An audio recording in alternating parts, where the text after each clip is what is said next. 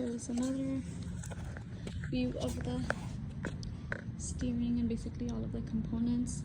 I have a pinion on the top that's gonna push in and outward, and that causes the first gear to move both directions. But here I have a one-way bearing, and basically the one-way bearing that is making the robot move only forward.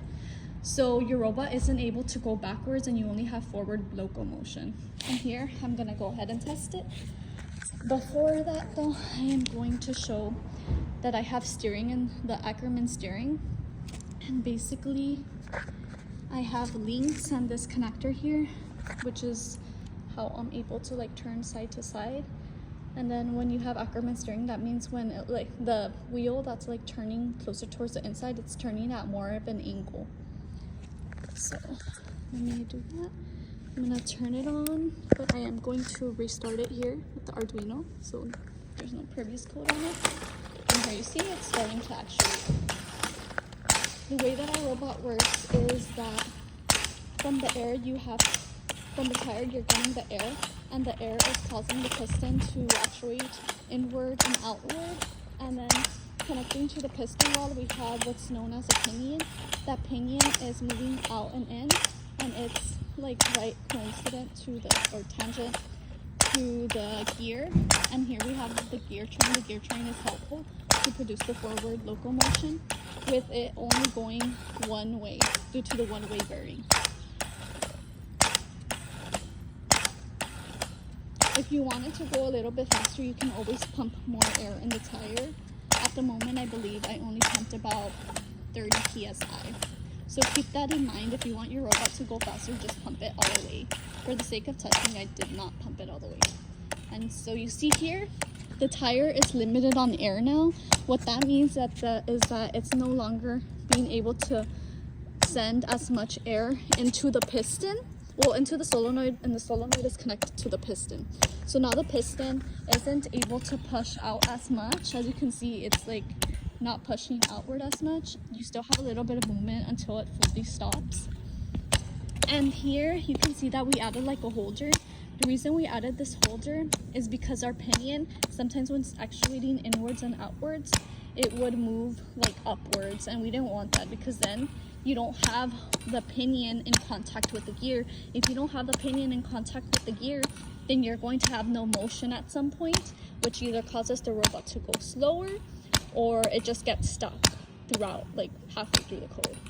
So that's why we added this portion of it. And then here you can see that this part is flush to the gears, and the reason for that is to just eliminate the need for any spacers. And that would be our robot design. Here you can see how everything basically comes in together. You have the tire, connected through the middle, and that is connected to our tubing from the solenoid. Then you have our Arduino in the front. Important thing to note, that our Arduino is right here, and then like our magnetometer is right there, and the magnetometer, that's what's helping control like the way that it's steering. So basically if I turn it over here, the wheels would turn this side with it. And then from the solenoid we have it connected here on the side, and that is connected to our piston upwards right here in the middle. That's connected to our piston. Then the piston rod shoots inwards and outwards.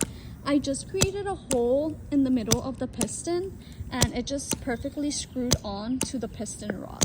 So that's the way that that's connected. You're able to super glue it, or you're able to use another method to hold your pinion into place with the rod. That's just some ideas.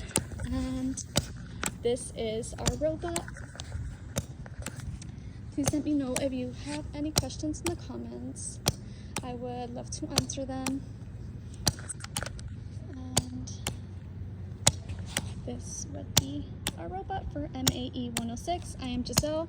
I was in charge of the mechanical portion. William was in charge of the electrical, and Matthew was in charge of the code. So just a shout out to them. Thank you so much for watching my video, and I wish you luck and success in building your own robot. Just a little Fun thing to say, I did get my design inspiration from Suki's car from Fast and Furious, so shout out to that. And thank you so much. Goodbye.